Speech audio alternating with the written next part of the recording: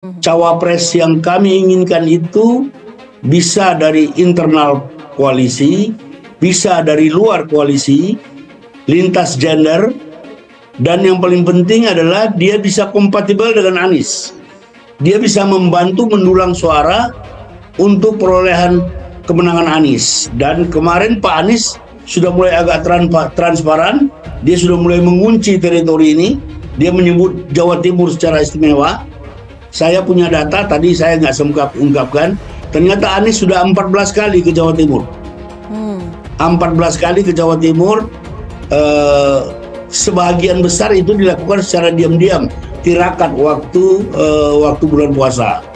Jadi yang saya bilang dari awal tadi bahwa Jawa Timur ini bukan hanya istimewa potensinya, bukan cuma istimewa mayoritas pemilihnya yang banyak, tapi istimewa juga kandidat-kandidat yang berasal dari Jawa Timur. Tapi punya tingkat kerentanan politik yang rendah, kata dia. Oke, kerentanan politik itu gampang ditersangkakan dan lain sebagainya. Ini mengarah semua kepada AHY ya. Kriteria lainnya, Sudirman mengatakan Cawapres Anies nantinya diharapkan bisa berkontribusi mengelola pemerintahan bila terpilih. Ini belum tentu ya, belum tahu kita. Juga harus memiliki visi yang sama dengan Anies. Gak ngerti juga visinya sama atau tidak. Kalau sekarang berjodoh selalu akan bilang sama, tapi nanti di jalannya pemerintahan bagaimana kita nggak tahu.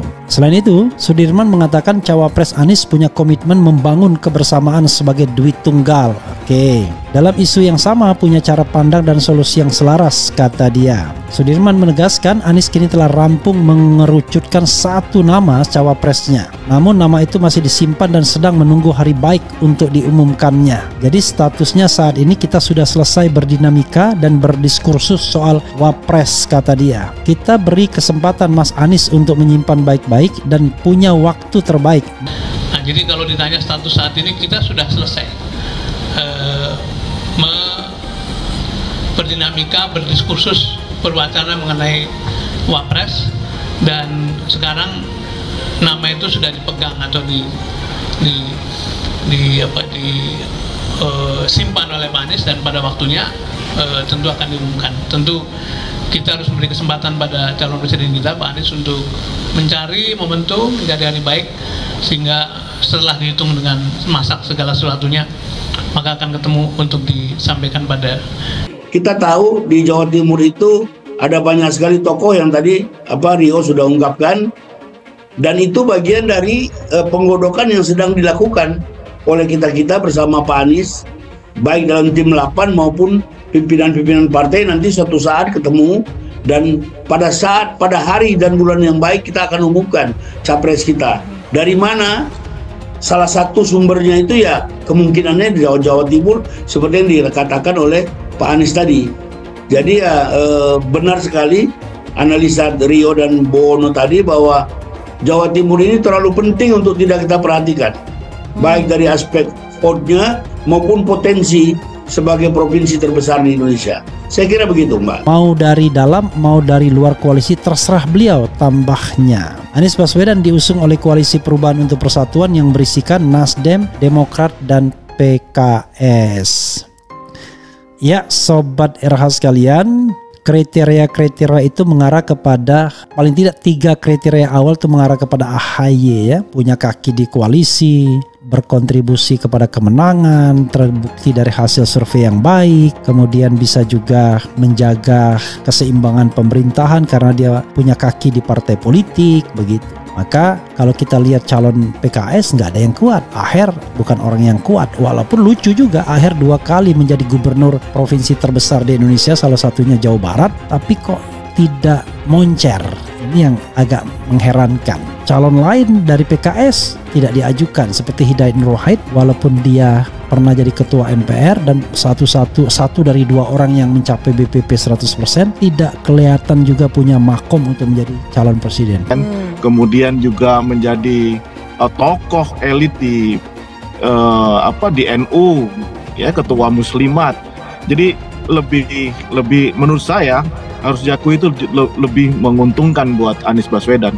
Meskipun juga ada tokoh lain seperti Muhaimin Iskandar, meskipun sedang berkoalisi, tetapi kan kita juga tahu gerakan-gerakan politiknya agak-agaknya Prabowo tidak menginginkan Muhaimin Iskandar. Siapa tahu itu menjadi ruang untuk duduk yang manis gitu ya.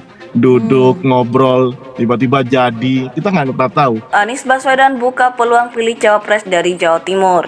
Ini 10 nama yang patut diperhitungkan. Dikutip dari tribunnews.com Jakarta, bakal calon presiden atau capres RI dari Koalisi Perubahan untuk Persatuan, Anies Baswedan, mengatakan dirinya membuka peluang yang mendampingi dirinya nanti di Pilpres 2024 berasal dari Jawa Timur. Namun ia tak menjelaskan lebih lanjut ihwal sosok calon wakil presiden atau capres yang dimaksud tersebut. Hal ini menjawab pertanyaan wartawan terkait kemungkinan memilih sosok bakal capres dari Jawa Timur. Bisa jadi bakal capres dari Jawa Timur, kita lihat nanti sambil jalan, kata Anies seperti dikutip dari YouTube Kompas TV Minggu 13 Agustus 2023. Lalu siapa saja sosok atau tokoh dari Jawa Timur yang berpeluang jadi capres Anies Baswedan? Nomor 1, Agus Harimurti Yudhoyono. Ketua Umum Partai Demokrat Agus Harimurti Yudhoyono atau AHY lahir di Bandung 10 Agustus 1978. Kedua, Abdul Halim Iskandar saat ini menjabat Menteri Desa di Kabinet Kerja Jilid 2 untuk masa jabatan periode 2019-2024. Ketiga, Menteri Agama Yakut Khalil Qaumas. Yakut Khalil Qaumas disebut-sebut tokoh NU dan berdarah biru. Gus Yakut merupakan putra dari Kiai ternama Kiai Haji Muhammad Khalil Bisri yang juga salah satu pendiri Partai Kebangkitan Bangsa (PKB). Keempat, Khofifah Indar Parawansa. Khofifah saat ini adalah Gubernur Jawa Timur dan juga menjabat salah satu ketua PBNU. Dia dianggap tokoh perempuan NU yang memiliki basis pendukung yang solid di Jawa Timur. Kelima, Yeni Wahid. Nama Yeni Wahid tidak asing di telinga masyarakat Indonesia, khususnya yang tergabung dalam Ormas Islam Nahdlatul Ulama NU.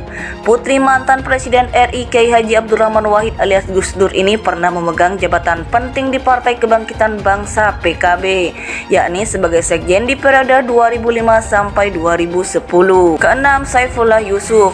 Saifullah Yusuf atau Gus Ipul saat ini menjabat sebagai Wali Kota Pasuruan, Jawa Timur. Ketujuh, Taji Yassin Maimun. Taji Yassin Maimun adalah tokoh muda NU. Saat ini dia menjabat Wakil Gubernur Jawa Tengah. Beberapa waktu lalu dia dicalonkan jadi Ketua Umum P3. Kedelapan, Kiai Haji Said Akil Siraj. Nama Kiai Haji Said Akil Siraj bukan sosok yang asing didengar oleh kalangan Nahdlatul Ulama. Pasalnya, ia merupakan Ketua Umum Pengurus Besar Nahdlatul Ulama PBNU selama 2 periode, yakni 2010 sampai 2015 dan 2015 sampai 2020. Kesembilan, Kiai Haji Miftahul Ahyar. Kiai Haji Miftahul Ahyar lahir 30 Juni 1953 di Surabaya. Namanya masuk dalam 500 tokoh muslim berpengaruh di dunia pada 2020 lalu. 10, Kiai Haji Yahya Khalil Saquf. Kiai Haji Yahya Khalil Saquf adalah Ketua Umum Pengurus Besar Nahdlatul Ulama PBNU saat ini.